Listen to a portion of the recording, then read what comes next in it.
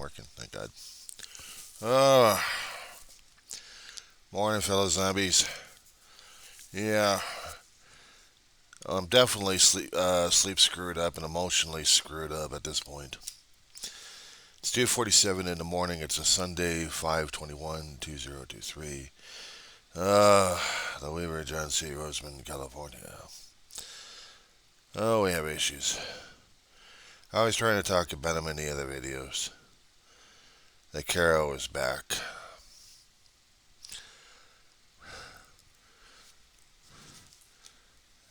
Videos I've talked about how the situations happened.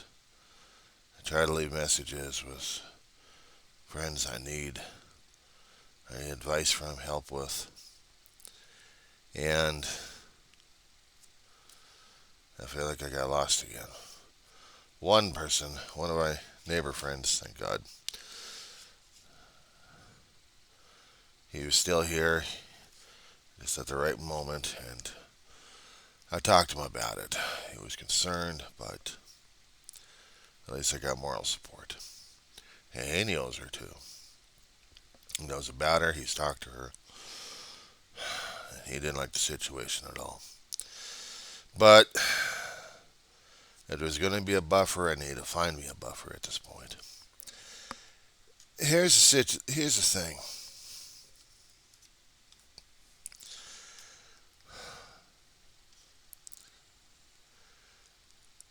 I don't. I've heard too many times when people say, "I didn't mean to. I didn't intend to." Yeah, but it's what happened. That's the thing. And it's what's happened, and that's the thing. She had contacted me yesterday, and it hurt like hell because I expected not to hear from her, and unfortunately, I had been expecting her. Just wasn't constantly worried about it because I kept thinking, okay, she's in Nigeria, but sometimes I'd entertain it with the idea of what if, and this scared the hell out of me a great deal, a great deal. Mistakes that we've made in the past come up to haunt us. We keep learning that the hard way. The people that we inadvertently caused great harm to, either directly or indirectly, yeah, they do cross our paths.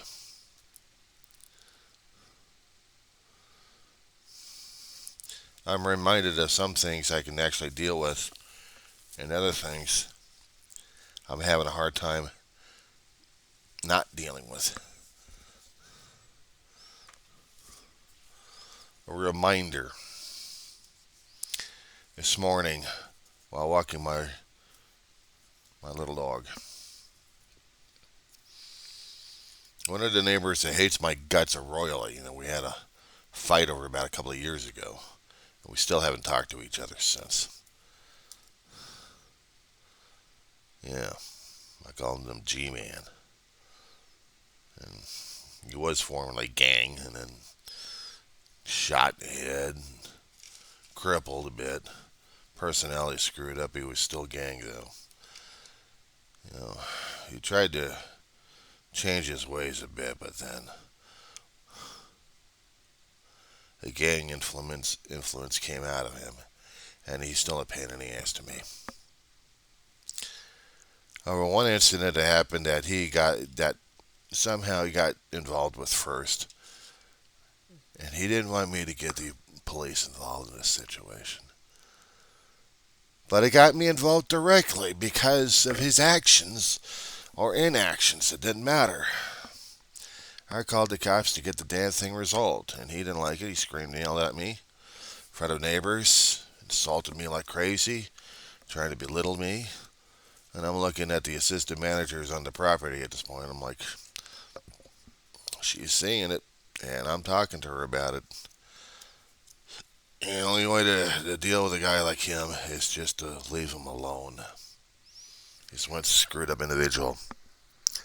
And there was almost no hope for me dealing with this guy because he was that bitter and angry about it.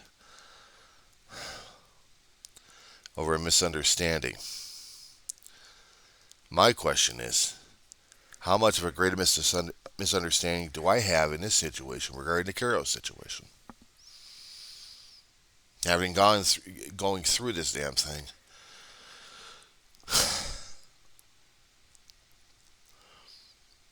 I could try forgiving her. I could try telling it to myself again and again and again. Just forgive her, just forgive her, just forgive her. Okay, fine, I can forgive her. But the problem is I don't trust her. And I sure still don't trust me.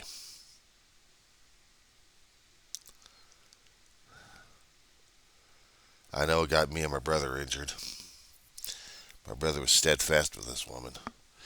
An online dream date or something like that. Finds my brother online. Does her friend request. He's thrilled to death. He's an old fart. He's an ugly old son of a bitch. But doesn't matter. He's still going to do what he's going to do. And that's all right. That's my brother for you. So he answers, and then she and him chatted up like crazy automatically.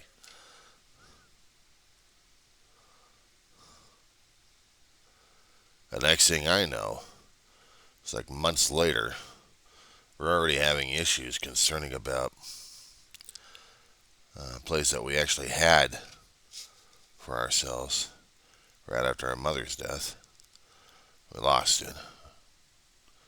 Went homeless for about a month. Head over to this apartment here. Through help with others, we got this place. And through the guy I call G-Man.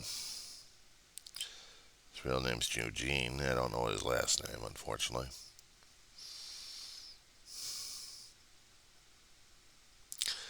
Anyway,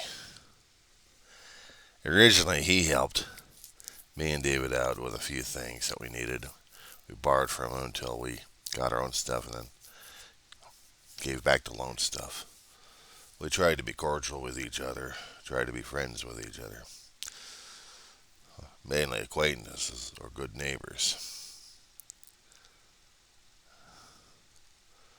During that time while we got this place, we're getting it set up.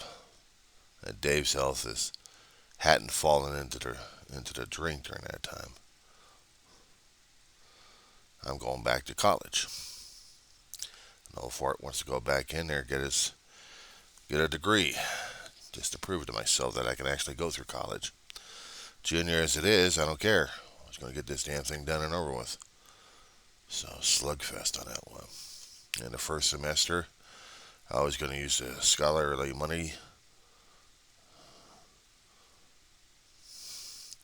to get supplies needed. No, there was an idea floating around that she was going to be coming out here.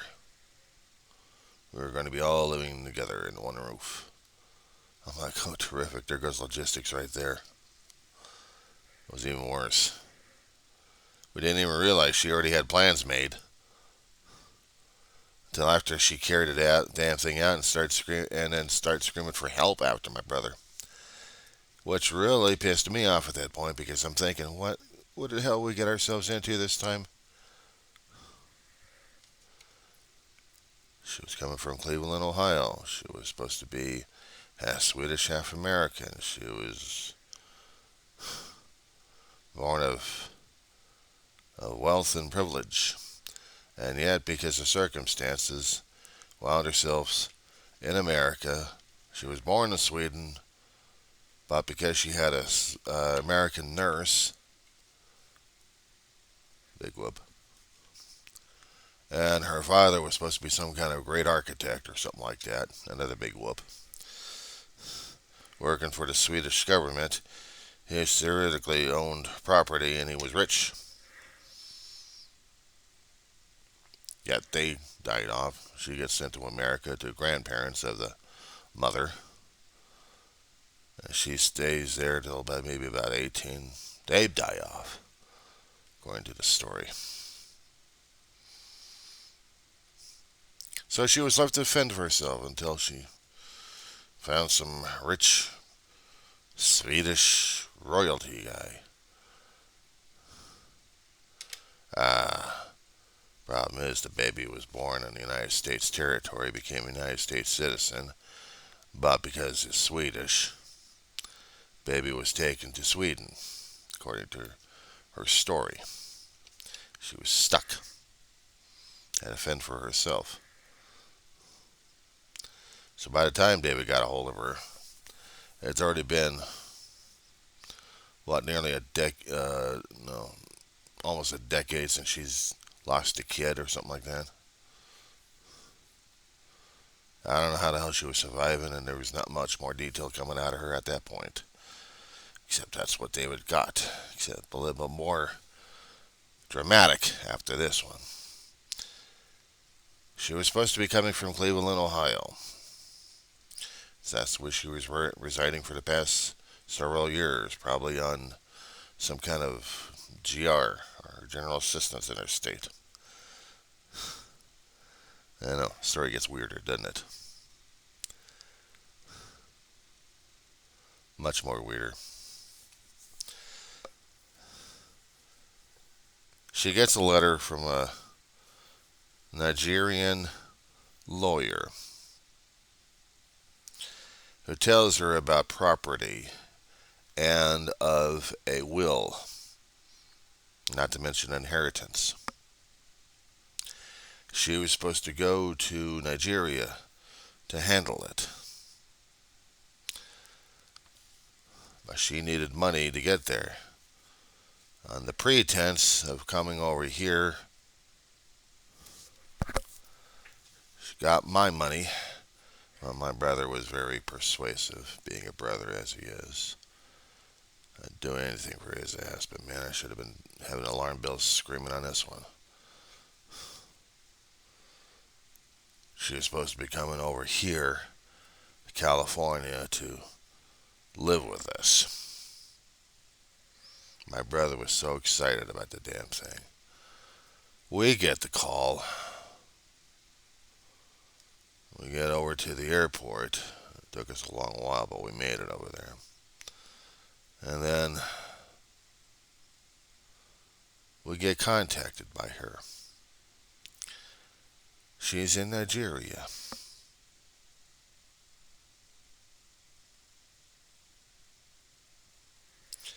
My brother should have ended it right there, but he didn't. I should have ended it right there. I didn't. Being a brother who has to keep watching my brother 6 and taking care of his ass. We were the only two struggling with each other. After losing Ma, that's what we were doing. We headed back home. Got pissed off about the whole situation. And David tried to contact her, and actually she was contacting him. And they're both going after each other on this. They didn't end the relationship. She was telling him that she had went to contact the lawyer in person about the damn thing. In order for her to get the property and the inheritance, she had to be married. See where this is going? Well, while I'm going through a first semester of just dealing with scholastic issues during this time,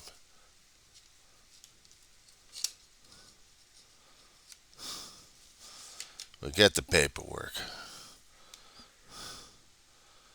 And in about a week, theoretically, my brother was supposed to be married to her. By proxy. handled by clerks in Nigeria.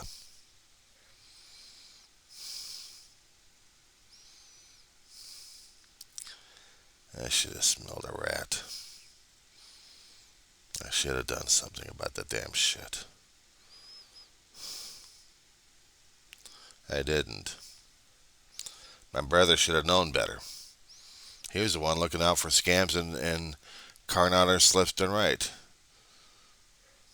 The guard was already dropped already. He was so smitten with this damn broad. Yeah, I said it and I'm not repeating it again. Alright, that woman got under my brother's skin at that point. Things fell apart for her. She couldn't get any more answers out of the attorney. Somehow the Nigerian government took control over the property somehow, or it's in probate. She couldn't get her will. She couldn't get any inheritance. She was stranded and needed our help.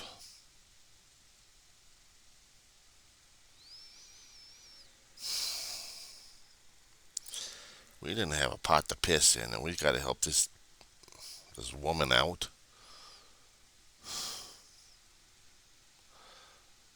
It put my brother and me in financial hock. We barely kept a roof over the head. Kept going to food giveaways left and right to survive, and GR money to live on, or actually survive on. And then intense borrowing from a loan shark on a month-to-month basis. It didn't matter if I got any school grant money, it was going to be going over to her in the first place. But we needed things. We had to divvy up the damn thing and just...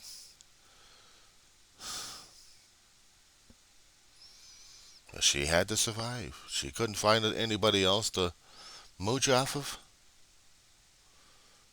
My brother and I felt like we were obligated. Actually, my brother was felt more obligated, and I felt like I was getting more trapped in this damn shit because I was so damn loyal to my brother at that point. But I was getting pissed off about the damn situation, that's for sure.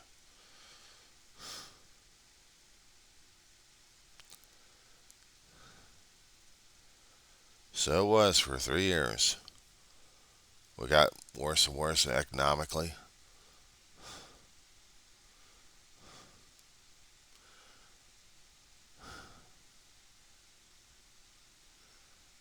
We had to make sacrifices.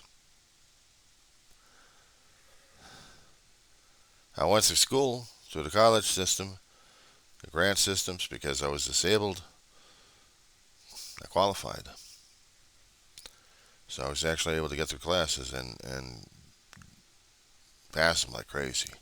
Something to keep my mind occupied. My brother was still occupied with her.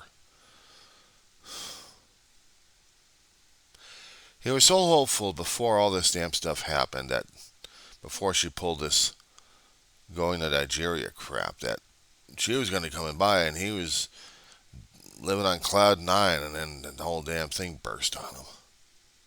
He was embarrassed as hell to talk to anybody about it, except maybe to a few close people we've made in contact with over here. And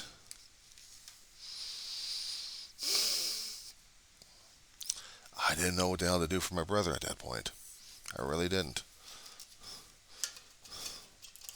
His health started taking a turn for the worse.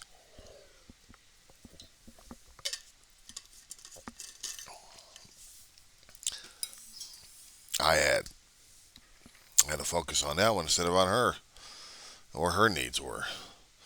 But every month we had to do this money situation. A few bucks here, a few bucks there. And more percentages to pay off to the damn loan shark. It got really bad.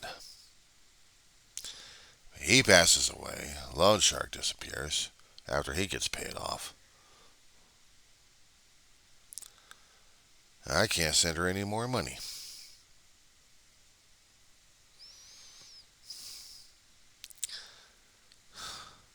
She kept demanding more of it. So there had to be other ways, huh?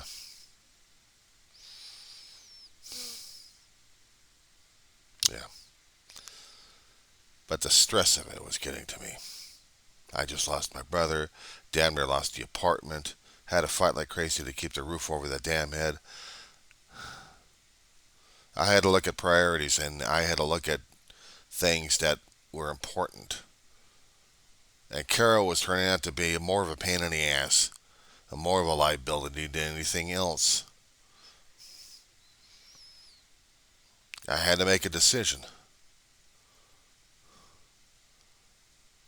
And based on counsel from some of my other long distance friends,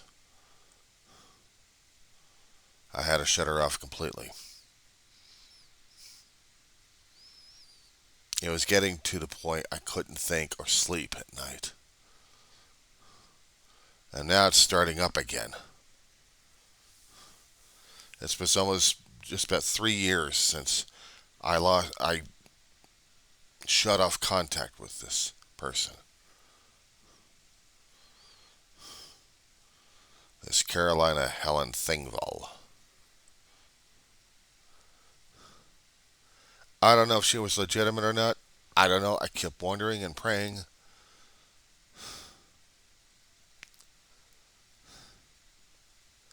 And I felt like I was at a crossroads. I had to make a hard decision. Either I was going to continue to do a decision like I was doing with my brother and going downhill even faster, because they didn't have the resources to help her out,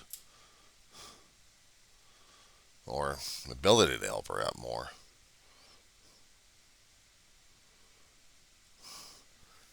She was totally dependent upon me and David. And it royally pissed me off in this situation. She made an independent decision for herself to do this Nigeria stuff without talking to me and David about it first. And if she was going to do this thing first, I wouldn't have given her the money in the first place.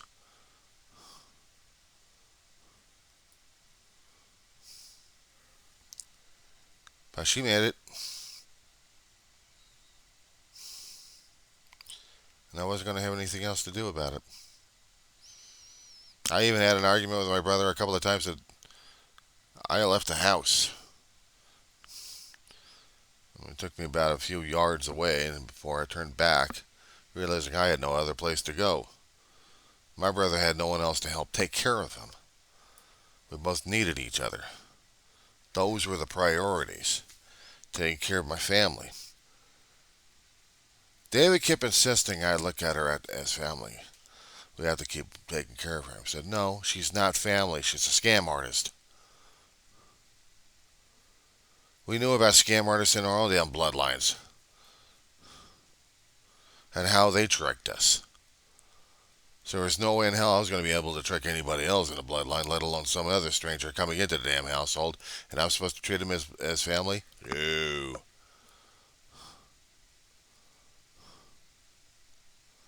I'd walked through too much crap with my brother.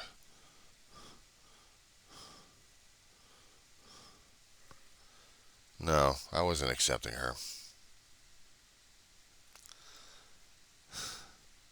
Disappointment would have been the understatement at that point. If Mom was going to do this to us, this is a hell of a payback thing. Dave was so convinced Ma was sending over someone for him that he really didn't see this one coming.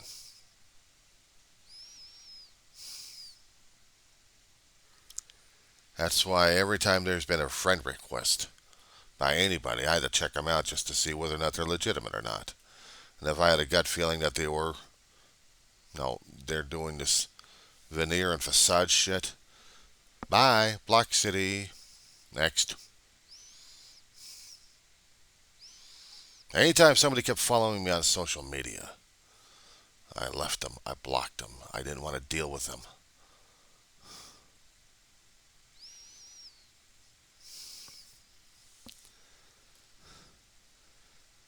That's in the past. The present is somehow she made it according to one phone log.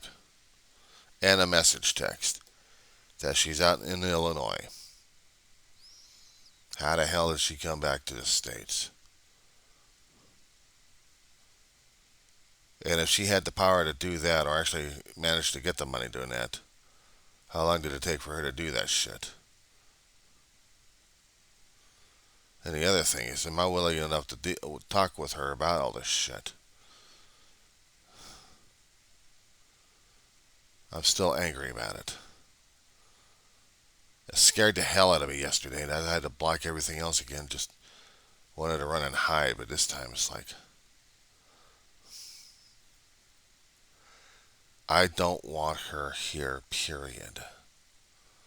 I don't want to deal with her. I don't want to hear it. I'll forgive her, but I don't trust her.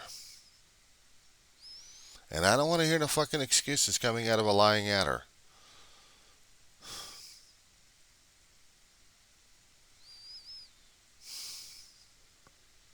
She wanted a family that bad. She had her own version of a family. You don't backstab family members. You just don't.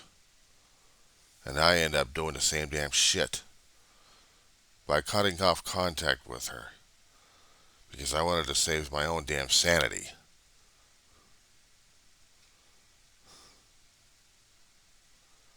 I wasn't about to do that. And I wasn't about to lose my health over this damn shit either.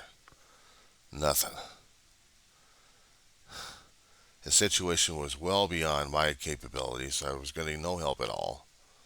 There was no way I was going to be able to get out of this damn thing except to shut everything else down. Start working on reconstruction on my end.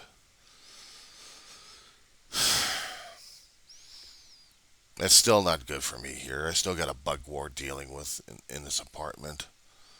There's no place for her to lay down on because my dog's got both the couch and a cushion in my bedroom. Dog's got the couch over here, all to herself. The love seat I have is full of containers of pots and pans, dishes, and food because of the damn bug war I'm still dealing with.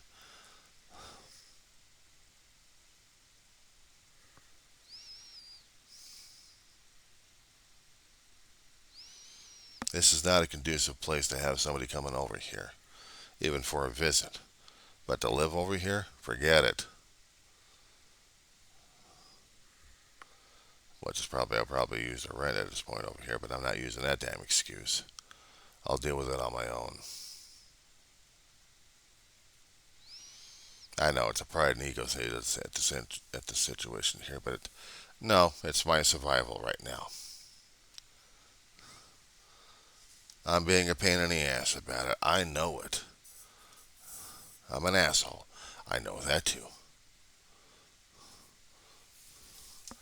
If somehow the videos actually get to her and she's actually able to see this shit, understand something. I know you were hurting when you heard about David. But that damn mistake, that one mistake you made,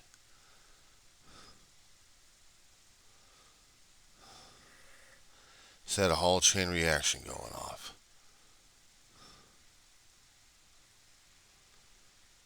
Just because I could try to forgive you doesn't mean I'm reconciling the damn thing, and not to mention, I'm just going to let things go. No, I'm not.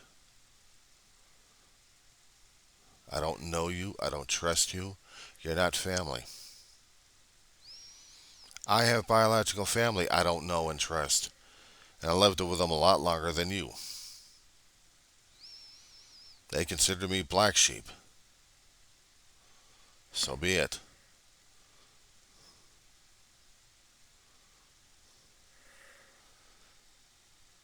Being a black sheep, I'm the one that holds in the resentments and anger and everything else. And the deep dark memories of what the hell happened. And no matter how many times I keep trying to reiterate my story and trying to find ways to rebuild, apparently there's other ways to destroy either. So, I got no choice on that one either.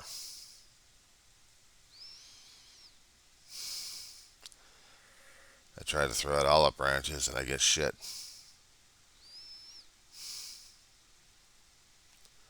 I guess I'm destined to be some lonely son of a bitch for the rest of eternity. Fine, be that way. But this is not pity me, feel sorry for me. I'm struggling for survival. And that's all I'm trying to do. I don't need anybody else saying, I need your help. I haven't got anything to help you with.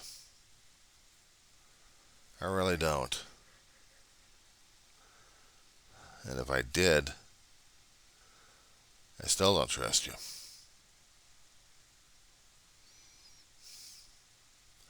I don't know how you made your way back from Nigeria to Illinois. You should have made it back to Sweden. At least from there, you probably get more help over there than you had over here.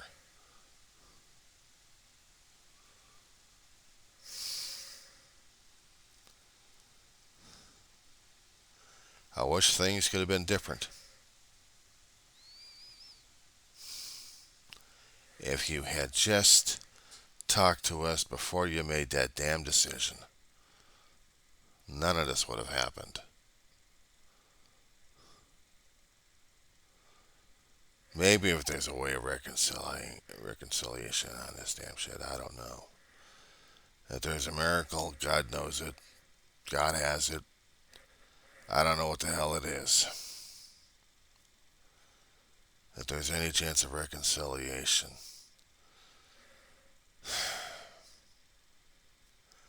I don't know how to do it.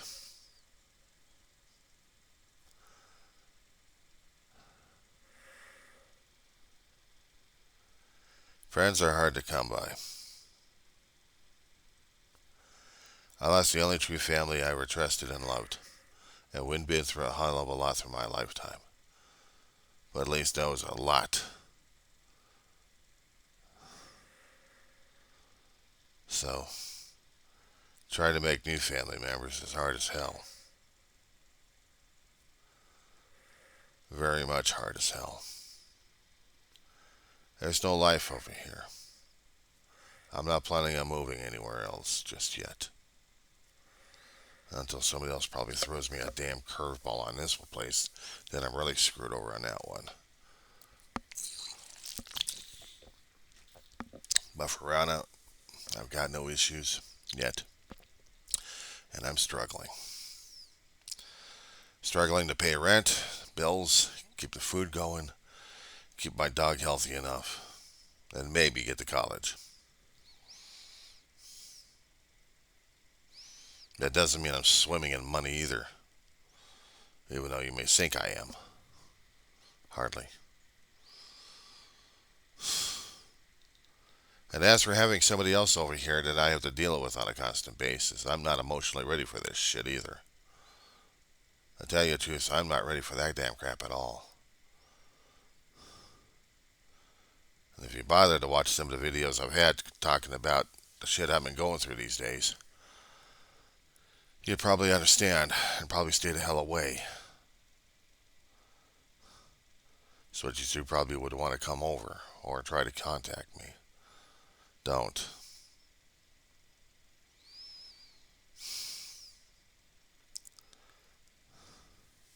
I've got the number blocked. And the emails. You're going to try to communicate with me. I guess the only way to do it is by social media here.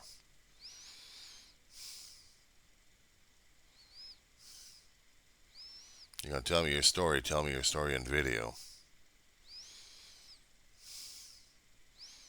But I'm not talking to you. At least not for a while.